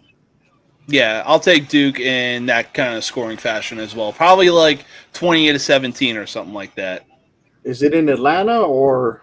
No, it's in Durham. It's in Durham. Yeah. Give me Duke, or not Duke. Give me Georgia Tech by a field goal. It's gonna be it's gonna be kind of a horrible game for them. Like, they're gonna be kind of exposed, but and they might. I mean, God forbid, there might be some injury that's gonna make a difference for later on. But I'm thinking a very sloppy, not their best performance. But I'm still gonna take Georgia Tech by a field goal. Oh yeah. All righty. I'll take Duke. I think Duke's a fantastic team, and I think Georgia Tech's overrated, probably one of the most, if not the most overrated team in college football right now. Just my opinion. All right. Next game up, we got a battle of Mermaid Man's Belt from that SpongeBob episode. If you know, you know. We got Wumbo, Washington going into the Big House to take on Mini Michigan. Man, look, we saw what Michigan was this past week, right? Mm-hmm. Washington, though, same thing as Michigan, though. Washington's smoke and mirrors as well. I think Michigan defends the home turf. I think Michigan wins this game. Yeah. No, I'll take Michigan as well. They're one of the more hardest places to win when it comes to Northern football, especially it's called the Big House for a reason. Mm-hmm. So I'll take Michigan in this one. I'm going to have Washington upsetting Michigan in the Big House. Ooh. That's a bold move, Cotton, and see if it pays off. Some people pay double for that kind of action. I'm just saying, one of the most underrated movies, in my opinion. it is, for real. So, I mean, their records are good though. Washington's 5-1, Michigan's 4-2. Oh yeah, But who has Washington beat, man? Colorado State, UC Davis, Washington State, who is ass. They lost to Ohio State. They did beat Maryland and Rutgers, but I don't know, man. Like, they're smoke and mirrors. I'm telling you, Michigan finna win this game. Michigan gonna win by a lot too, I think. oh yeah. We shall find out and see what happens. Next game up, we got Army heading into New Orleans, Louisiana to take on the Tulane Green Wave. Man, I'm disappointed in Tulane because they have one loss. Because I was expecting them to be that undefeated G5 team this year. You got Memphis still. But Army, they're 3-3. Good story or whatever, but like Tulane's winning this game. Come on. Oh yeah, and the fact that it's in New Orleans, yeah, I'll take Tulane in this one. Yeah, I agree. Yeah, like you said, it's a good thing what Army has going on right now, but yeah. So we'll see what happens in that one. Wow. Oklahoma took a big hit after taking that loss to Texas in the Red River rivalry as the 14th ranked Sooners head into Columbia, South Carolina to take on the Gamecocks. So, as you know, I have been the realist all year with South Carolina football. Yep. Like I've called as I saw it. I said LSU was going to win 20-10, and that was the exact score. I pulled the punches for South Carolina. I'm their biggest critic. But they fired their offensive line coach, and they got Sean Elliott, and brought him in as the offensive line coach. That was Steve Spurrier's offensive line coach. So that matters. Oklahoma, man, John Mateer, Texas put a clinic on how to beat Oklahoma's offense. And our That defense they did. every bit as good as Texas's. We'd be 0-6 if it wasn't for our defense. Because, I'm just saying they're ball hawks. 3-4 interceptions a game. Our offense should be torching it. Oh, yeah. But I think our offensive line gets better. I think South Carolina wins this game at home. I think the people start pulling for Brent Venables. Oh, my God, he's lost 2 games or whatever. Things will be fine. Yeah, Oklahoma has 4 offensive linemen injured, and our defensive line is what it is. If South Carolina can just put together 3 good drives in this entire game at home, they win this game, and I think they do. South Carolina, 21-17. Ooh, okay. Yeah, honestly, I think South Carolina could take this game as well. If they watch the game film of Texas versus Oklahoma, hopefully they took some really key notes on what to do and what not to do. And yeah. I think after that loss to Texas, we're probably going to start seeing the downfall of Oklahoma. They're going to fire their coaches following trends this year. Well, I will tell you this. You get James Franklin. No, they're going to get Clark Lay. So Carson Beck just threw his 3rd interception of the game. You can call that a wrap. Louisville's now going to win. But I'm going to tell you, Steve Sarkisian just went to back-to-back Final Fours. You can't fire him even if he loses 3 games this year. Oh, yeah. Back-to-back Final Fours, come on. And Oklahoma, man, I don't know, man. Like, if Oklahoma loses this game and then loses a couple more and ends up 8-4 again, Oklahoma thinks they're a blue blood. Like, they're going to be clawing for Brent Venables' head. I promise you that's what's going to happen. And I don't see Oklahoma getting out of here without 3-4 losses. So I think it starts tomorrow. Yeah, I think it starts tomorrow too. We'll see if the Brent Venable is on the trend of teams firing their coaches. But yeah, so we already talked about this team earlier during the Bruins segment. But Purdue is heading into Evanston, Illinois to take on Northwestern. You really want to like both of these teams. Mm-hmm. Purdue and Northwestern, both been the doormat for so long. But, I mean, Northwestern just has so much more of an upside, beating Penn State and UCLA, and turns out UCLA is not as bad as we thought. So that ends up being a good win. Northwestern is going to win this game. Give me Northwestern. Yeah, I'll take Northwestern as well. My landslide. Yeah. Purdue is always hit and miss, smoke and mirrors. Like, they'll have their upset games, whether it's a night game or even a day game, depending on if they're wearing the all-black uniforms. But that's really about it. And Northwestern, this game could probably propel them into the bottom portion of the rankings.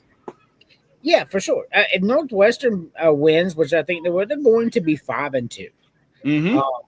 And that's not terrible. Their 2 losses were to Lane at the beginning of the year, which we wouldn't see again, and to Oregon. Mm-hmm. I mean, losing to Oregon is no big deal. Yeah, Northwestern wins. I think they're ranked 24, 23, somewhere around there. Yeah, I could see that. Drew Brees will be the next head football coach for Purdue.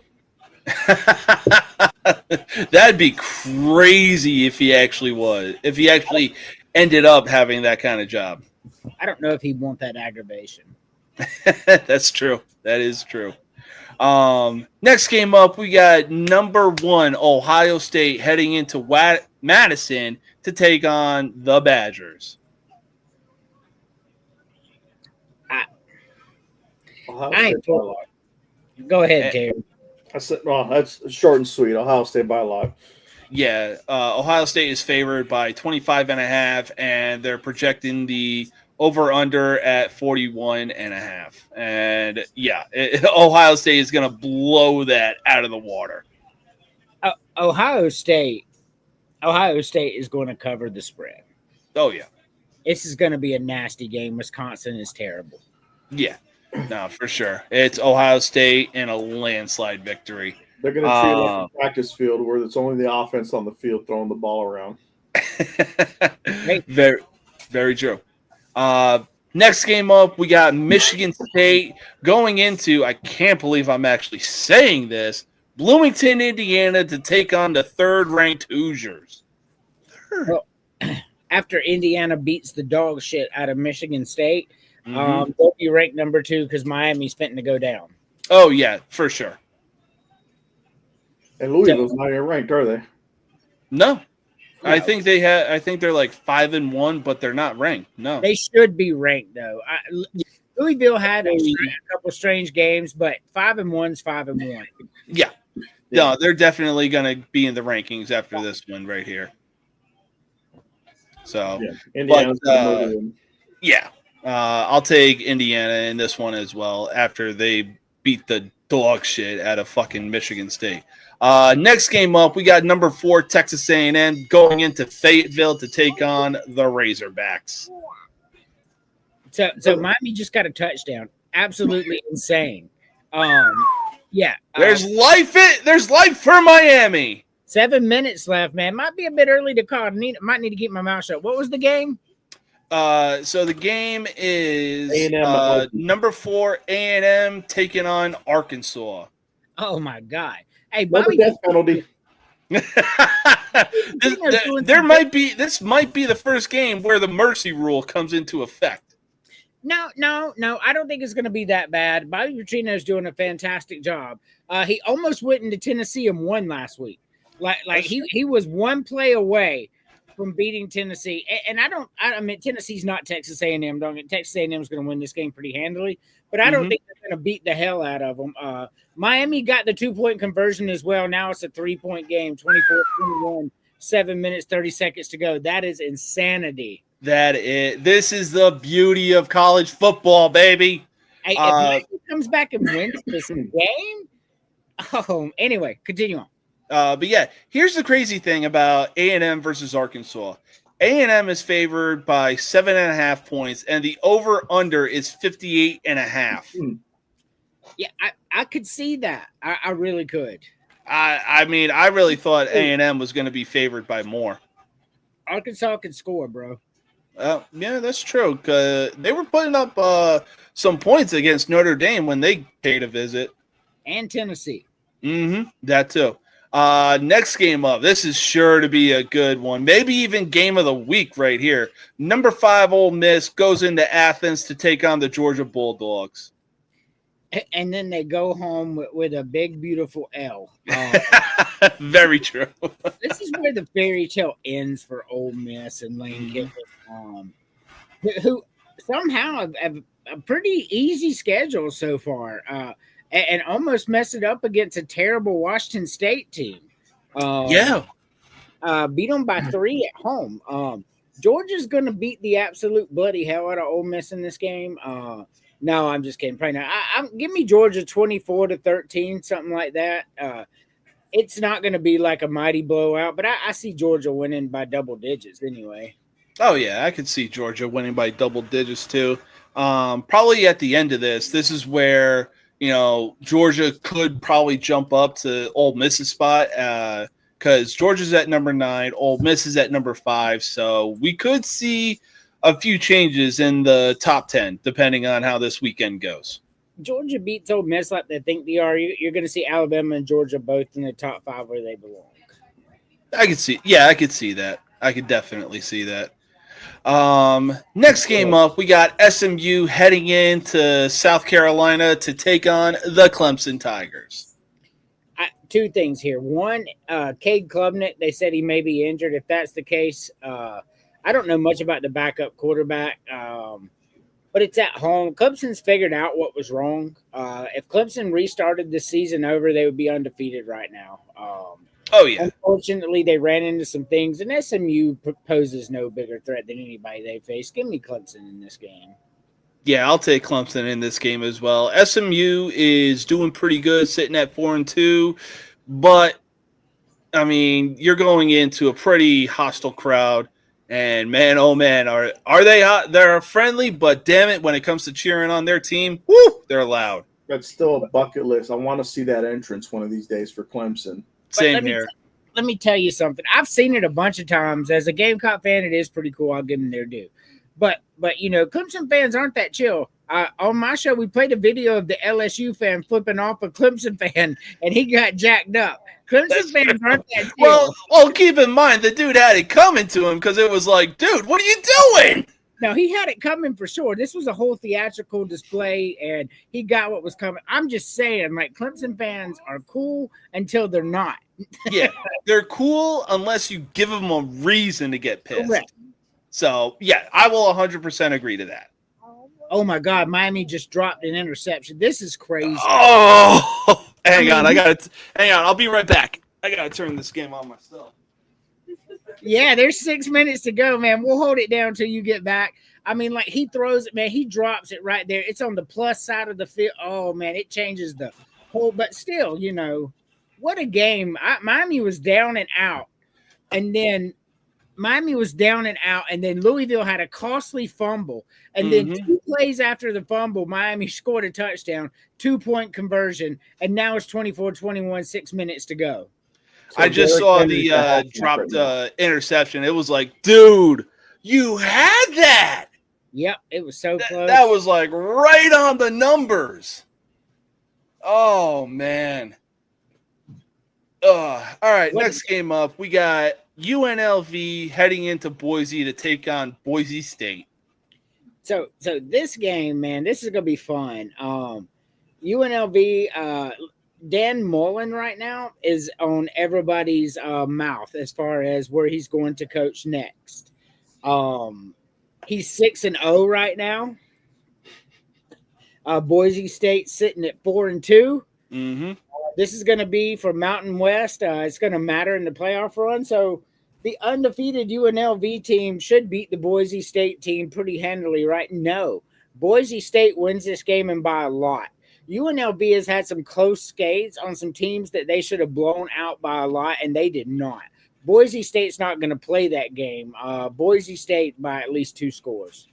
Oh, yeah. No, I'm looking at UNLV. They had a 1-score win against Idaho State. They had another 1-score win over UCLA, 3-point win over Miami, Ohio, and another 3-point win over Air Force. And the final score of that game was 51-48 against Air Force. That's what I'm saying, man. The record looks good, but no, it ain't that impressive. Yeah, like, look, don't get me wrong. 6-0 is 6-0, but when you look at their schedule and the teams that they've beaten and what the final score has been, it's like, yo, it shouldn't have been 1-score game. No, it shouldn't have. And any of those.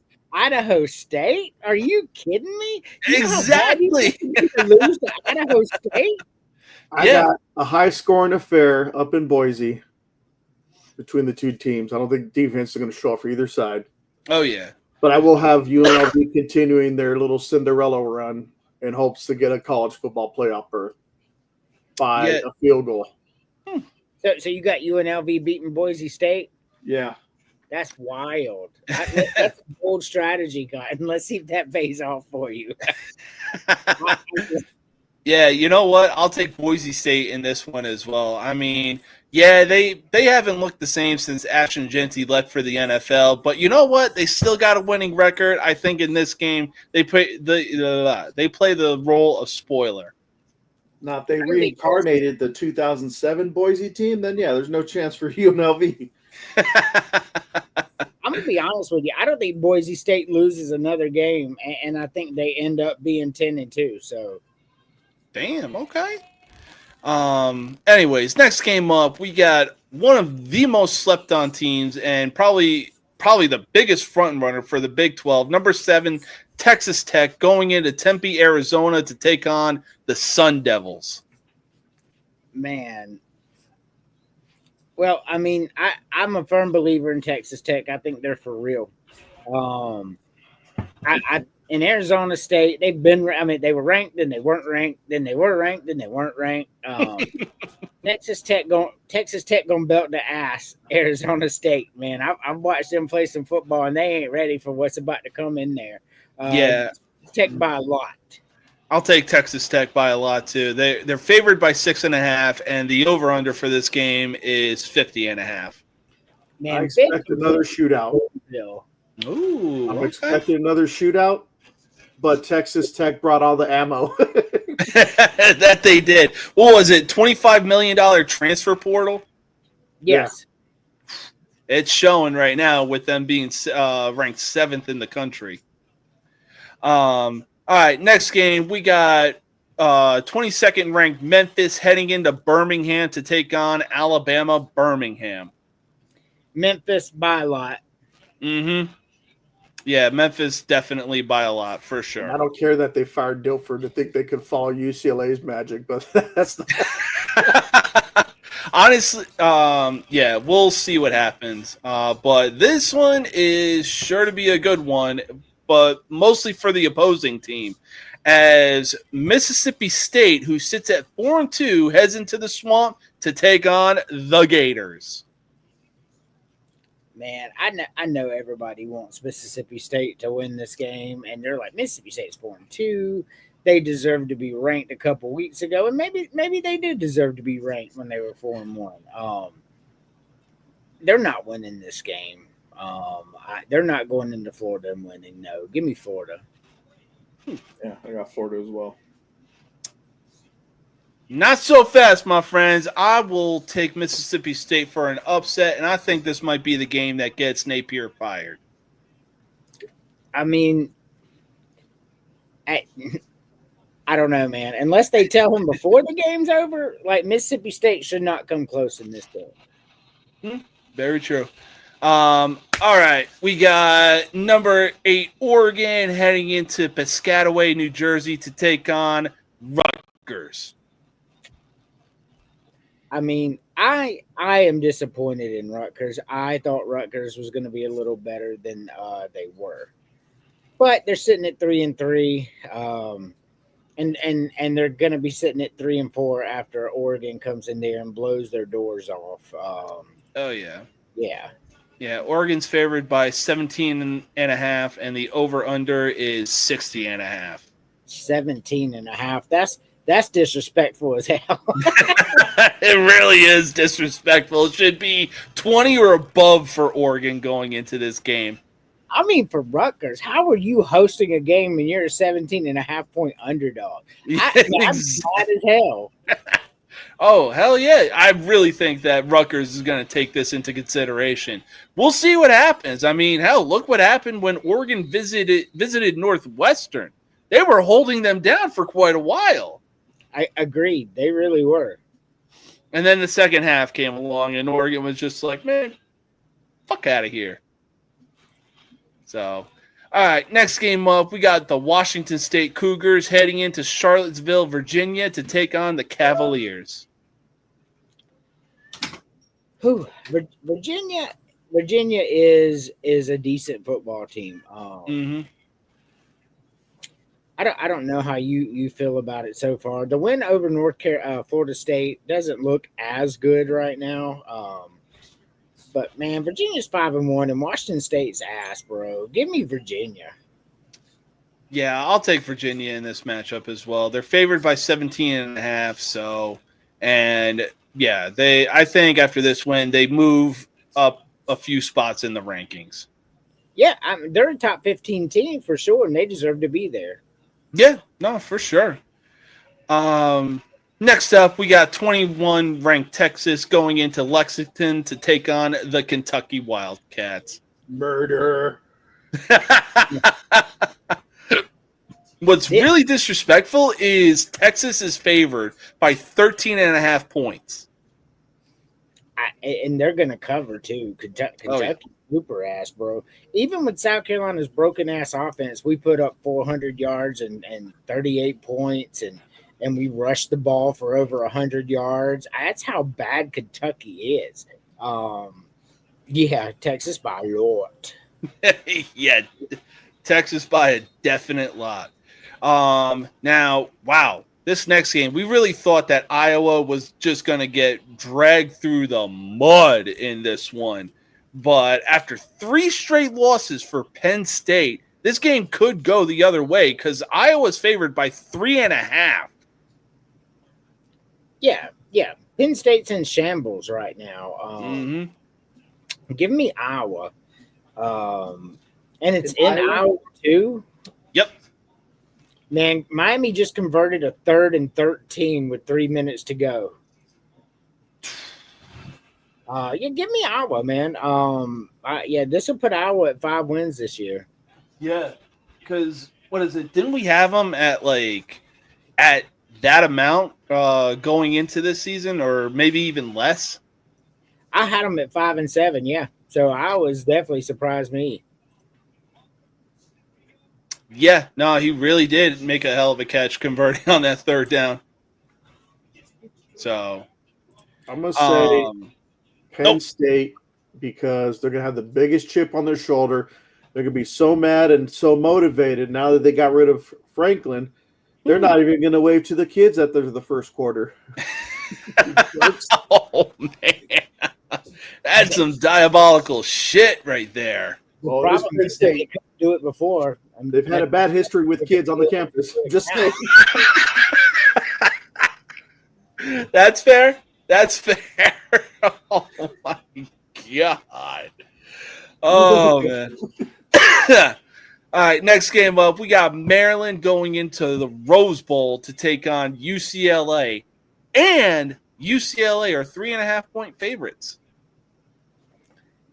Yeah, Maryland. We saw what Maryland was the last couple of weeks after that smoke and mirror beginning. Give me UCLA. They're playing better football right now than Maryland. Oh yeah, Nico finally got some traction under his feet. I'm going to have to go with UCLA in this one as well. You already know I'm already wearing it. Very true. Very true. I don't expect the margin of victory like against Michigan State. I'd say it'd be a little bit closer, maybe a 6 or 8 point win. Who knows? But I was going to say probably in like the 3 to 7 point win range. Who knows? I can see either. Yeah. Yeah. Next game up, we got 11th ranked Tennessee heading into Tuscaloosa to take on Alabama. Murder. Yeah, definite murder. I mean, I don't want to believe it's going to be murder. I want to believe Tennessee is better than they're getting credit for, but Arkansas went into Tennessee and lit them up. I still don't think it's going to be. I still don't think it's going to be a blowout, but Alabama's going to win this game. 30, maybe, man. 35-17 is what I'm thinking. That's an ass beating. I'm thinking after that Missouri game, like I don't think Alabama's going to take stuff for granted. Yeah, I could see that too. I mean, I'm not taking any credit away from Missouri, but yeah, Alabama is definitely going to be playing with a chip on their shoulder. You're probably going to see Ty Simpson, one of his best games of the year. Man, Ty Simpson's leading the Heisman candidacy for me. Oh, yeah. This game will probably solidify that even more, just to cement it. Oh, for sure. Agree. Yeah, no, I completely agree with that. Next game up, we got 20th ranked USC heading into South Bend to take on 13th ranked Notre Dame. Hey, man, look, I love how this game now. I'm so glad Southern Cal beat Michigan because now this game is fun to me. Oh, yeah. Now they both, SC's got a better record. And they're coming into Notre Dame in a season when Notre Dame was supposed to win it all and still could. Probably going to finish 10-2. And everything is on the line here because if SC wins this game, Notre Dame's not going to the playoffs. They're just not. You don't have a conference that you can get through and sneak through on that, right? So you don't have that. So if you lose 3 games at Notre Dame, you're out. This game means more to Notre Dame than it does to Southern Cal. Give me Notre Dame. Yeah, I'm definitely going to take Notre Dame as well. Like, this is a real do-or-die situation for both teams. I really think if Notre Dame gets their 3rd loss on the season, that could be they could pretty much say goodbye to any college football playoff chances that they think they might have. Correct. So, but I'm going with Notre Dame. I already know Terry's going to go with Notre Dame as well. Why? Because fuck the University of Spoiled Children. So, all right, next game up, we got Florida Atlantic heading into Tampa, Florida to take on 19th ranked South Florida. Y'all wanted to talk about some murder a minute ago. Here's your murder. Yeah. South Florida is favored by 20.5 points. Yeah, and it's going to be much worse than that. I'm thinking we're thinking about a 63-10 type of game. I'm going to be honest with you. I could very much see that happening. So, all right, next game up, we got the holy battle as University of Utah, sitting at 23rd, goes into Provo, Utah to take on the 15th ranked Cougars. So the holy war. I had to put the boy over there. He fell asleep on me. Love the shirt, by BYU. the way. What's that? Love the shirt, by the way. Oh yeah, love the shirt. BYU sitting at 6-0. Mm-hmm. Utah 5-1. Utah has one loss to Texas Tech. No, that's not disrespectful at all. Texas Tech's one of the 5 best teams in the country right now. Utah is good. Utah is what we thought Oklahoma State was going to be coming back with Gundy, but Utah did it with Willingham. Utah is going to win this game. Utah is the better team. BYU's phenomenal, but I think USC may be a top 10 team when it's all said and done. So give me Utah. Unreal. Miami, there's a minute left in the game, and Miami's down to the 30-yard line. That's crazy. God, Miami's by a field goal. The 40-yard line. They're at the 40-yard line. 49 seconds to go. Carson Beck swings it out. Big 9-yard gain. Whoa, Ooh. got out of bounds too. God damn. I like Utah in this game as well. I think that they are going to be playing with a huge chip on their shoulder, especially after their loss to Texas Tech. So looks like BYU is going to take their first loss on the season. Think so too. And then finally, to close it out for college football, we got Florida State heading into Stanford, California to take on the Cardinals. Stanford.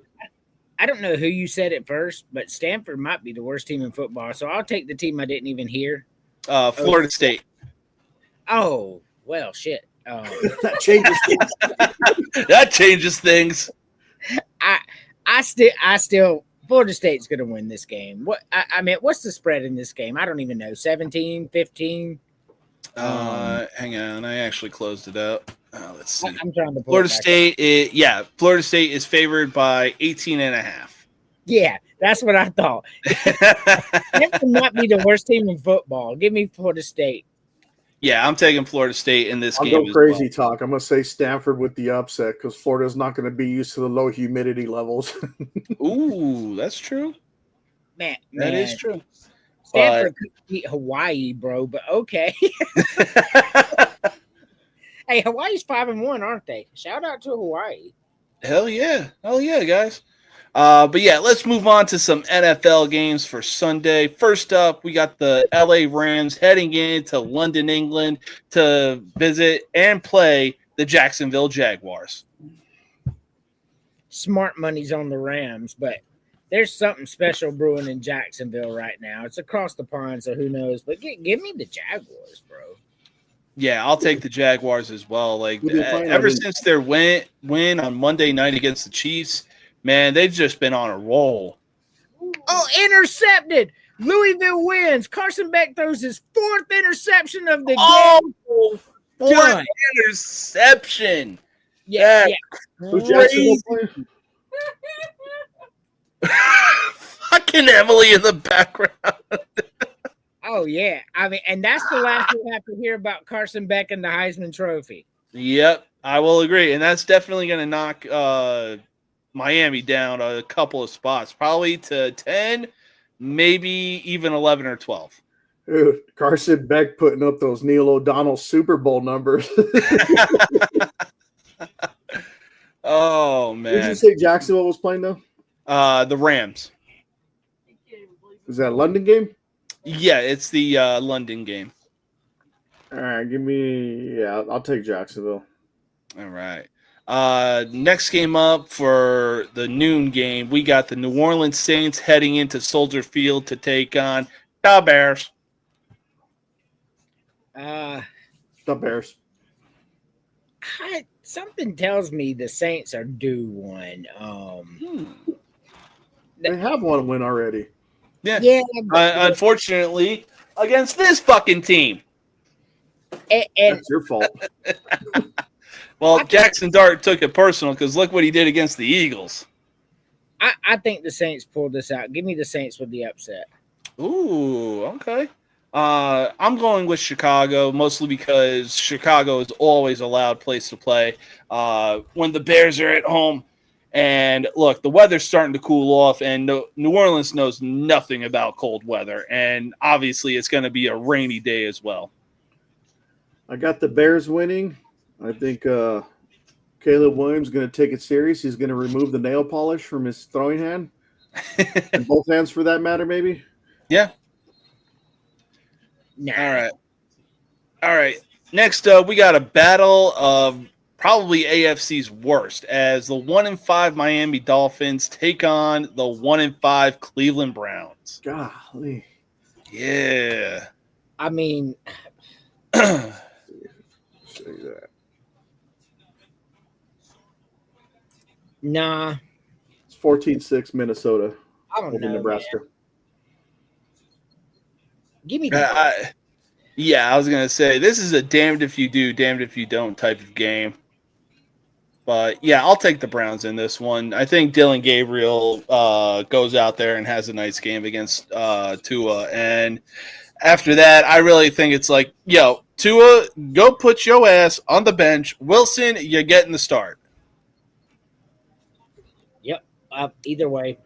Or do you think this is the game we see Shador debut? Ooh. If little Dylan's column playing A, like little last column game. B. Louisville will be ranked now. Oh, yeah, that's for sure. All right, next game up, we got the AFC East leading New England Patriots going into Nashville to take on the Tennessee Titans. Murder. New England's favored by 6.5, too. Yeah, New England. Go cover it. Oh, yeah, no, New England for sure. All right, Back after to that, Chris we got seven. say what? Then it's going to be back to Chris and 7 next 7 days. And I guarantee he will go on a tirade of just saying how ass Cam Ward is. And it's like, okay, like Will Levis is even that much better than him? Statistically speaking, yes. These numbers mean nothing to me. Will Levis was super ass, bro. The difference with Will Levis and Cam Ward is Will Levis was out there with Tom and not able to do anything. Cam Ward was being on the run as soon as the ball snapped. Not a fair evaluation.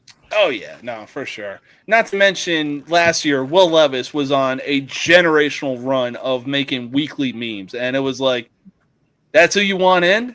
You'd rather see a meme of your team than actually taking a loss on a guy you took a chance on with the first overall pick. Yep.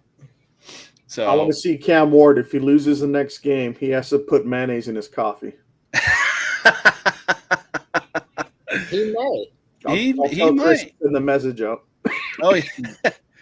Oh, man. All right, next game up, we got the Las Vegas Raiders heading into Arrowhead to take on the Kansas City Chiefs. Gosh, man. It's hard to bet against the Chiefs. After that rocky start, this past game, just so y'all know, the Chiefs had no penalties, committed 0 penalties the entire game. Not one. Like such clean, crisp football. How could they lose? Give me the Chiefs. I'll take the Chiefs as well. I mean, Geno Smith isn't exactly showing why he won Comeback Player of the Year in Seattle compared to what he's doing in Vegas right now. With Kansas City being favored by 11.5, yeah, I'm taking the Chiefs in this one. Yeah, unfortunately. So, all right, next game up. Penalties again, and then like 15 penalties against the Raiders. Oh, yeah. Next game up, we got the Philadelphia Eagles heading into Minneapolis to take on the Vikings. You already know the Eagles are pissed after that Thursday night loss to the Giants. I mean, the Eagles had a couple of rough weeks, but I think this is where the Eagles get right. Oh, yeah. No, they're going into this game with a chip on their shoulder. I'm taking the Eagles in this one, especially with the fact that McCarthy is still questionable, and they're going to be rolling with Carson Wentz. Like, bro, it's a whole new game out there, and if you really think that you know the Eagles and you can spread that information to the rest of the Vikings players, you're sadly mistaken, dude. Yep. Give me the Eagles. Yep, I'll take the Eagles as well. Take the medicine. All right, this is an easy one, although I don't know why this spread looks like that, but Carolina is going into East Rutherford, New Jersey to take on the Jets, and ironically, Carolina is favored by 1.5. Yeah, Carolina got a decent little football team up there. So, give me Carolina. Yeah, I'll take Carolina too. Sorry, Jets, your winless season continues. Yep. So, especially with Chuba Hubbard and Dowdle going to be splitting the load. Oh, for sure. Dowdle has just been like, where did you come from, dude? My God. He was a Gamecock. You know that, right? Really? Wow. Yeah, Rico Dowdle went to South Carolina. Nice. All 4 years, or was he a transfer at all? Nope, all 4 years. Good for him. Next up, we got the New York Giants going into Mile High to take on the Denver Broncos. Man, the Broncos are good. Little Jekyll and Hyde, but they're better than the Giants, especially at home. Give me the Broncos. Yeah, I'll take. Go ahead. I will. This will be my upset of the week right here. Ooh, okay. I'm going to see that momentum continuing with Jackson Dart and Cam runs into a wall Scatabo. Yeah, I'll take the momentum the Giants are on with Jackson Dart and Cam. CTE has Scatabo. So that'll be a good game, especially with one of the Broncos defensive players taking to social media talking shit about both guys. And it's like, dude, don't give any fuel to guys like this. All right. So next up, we got the Indianapolis Colts going into SoFi Stadium to take on the LA Chargers. It's in LA. Give me the Chargers. Yeah, I'll take the Chargers as well. What Daniel Jones is doing is good, but yeah. Yeah, the Chargers are taking this one. All right. Next up, honestly, a very underrated NFC East rivalry as the Washington Redskins head into AT&T Stadium to take on the Dallas Cowboys. Bro, Washington. the Cowboys are the damn worst, best team I've ever seen. Like, they're always the worst, best team that we ever see. Like, what are they doing? Out there seeing what they could do and taking losses. This is all Jerry Jones is doing. Like, he'll just go out on every Dallas radio station known to man, just hyping up his team, and the only thing he cares about is bringing in money. I mean, we already saw that with the Micah Parsons trade. So I'm taking the Redskins in this one. If you look at the walls in Dallas, they kind of have a sign, kind of like what Notre Dame has, play like a champion today. Mm-hmm. Well, Dallas says anything above mediocrity will not be tolerated. It's so stupid. That is beyond stupid. Oh, my God, dude. Give me Washington. Yeah, I'm taking Washington in this one as well. All right, next game up, we got the Packers heading into Glendale to take on the Arizona Cardinals. Man, Cardinals are ass. Give me the Packers. Yeah, I'll take the Packers as well. Packers. All right, and then Sunday night, we got the Atlanta Falcons heading into Santa Clara to take on the 49ers. Man, the Falcons are on a good run. Brock Purdy is out. They just said he will not play. Atlanta's defense is doing. I want to pick Atlanta. Like, I really do. But I'm watching the 49ers this year, and they're really good. So give me the 49ers. I mean, it's hard to pick them with the injury bug biting them. Their defensive player is out with an ACL.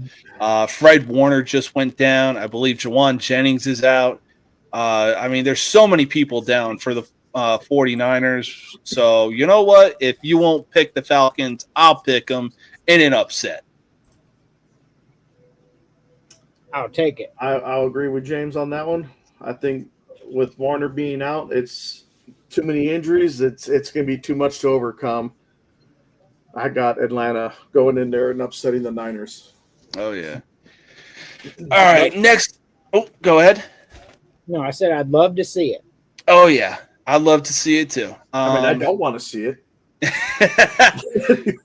All right, next up, this might very well be a shootout type of game for the first Monday Night Football game come Monday as the Tampa Bay Buccaneers go into Detroit to take on the Lions.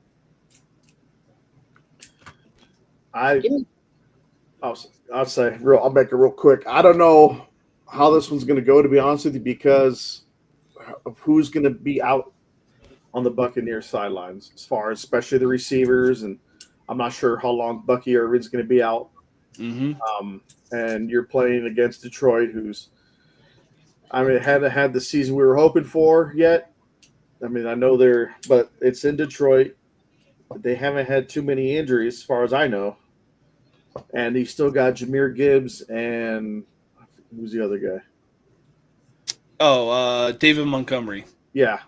And I don't see Tampa really slowing down both of those two.